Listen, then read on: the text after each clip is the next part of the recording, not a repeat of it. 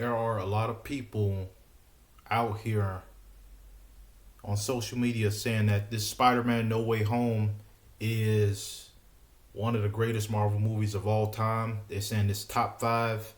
And I'm here to say, stop. Just stop, okay? I'm going to tell you why. The very first 15 minutes of this film, what they set up in the second film was so very dramatic. And all of that is solved within the very first 15 minutes of this film. And it really just ruined it for me. I understand that his lawyer, Daredevil got him off. It seemed more like a useless cameo, though, because there wasn't really any meaningful interaction. He really just showed up to catch a brick and say, I'm Daredevil. Other than that, after he got off, and it really that there weren't that many consequences.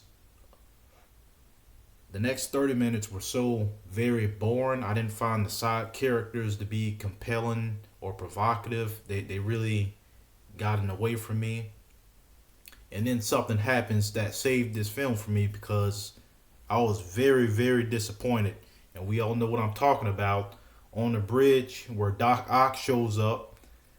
And look, when Doc Ock shows up, I said to myself, okay, now we are getting somewhere. And when he shows up, I love that he brings the seriousness from Tobey Maguire's Spider-Man, and seeing him interact with Peter Parker, who's more lighthearted.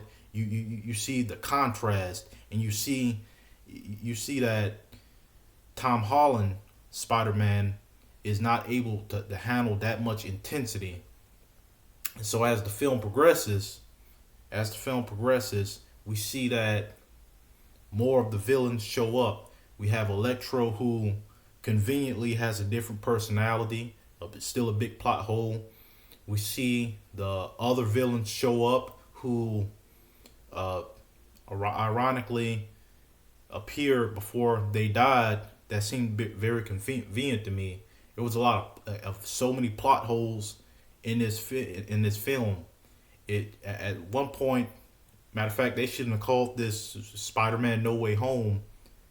They should have called it Spider-Man No Way This Could Have Happened. Even with that said, something so fantastic happened in this film, and that's when Spider-Man is trying to cure them all. And then as he's standing in the middle of all of them, he starts to notice that something is wrong. You know, he's looking around, and there's this very tense moment, and that was so fantastic. He sees that the Goblin shows up, the real Green Goblin shows up, and he again brings that intensity, that insanity from the Raimi's Spider-Man, and you see that as they are fighting, there's just a big difference. You have Tom Holland punching down on him, and Green Goblin must have gained around 15 pounds from all of those punches that he was eating. And then he took Tom Holland and he slammed him through like 3-4 flight of stairs. I could understand why Tom Holland wanted to kill him after that. It was people watching. But that was so fantastic because it's consequences from this man from another universe interacting with this person from another universe. There's that it was meaningful, and it helped to build Tom Holland's character, and it was consequences because Aunt May ended up dying.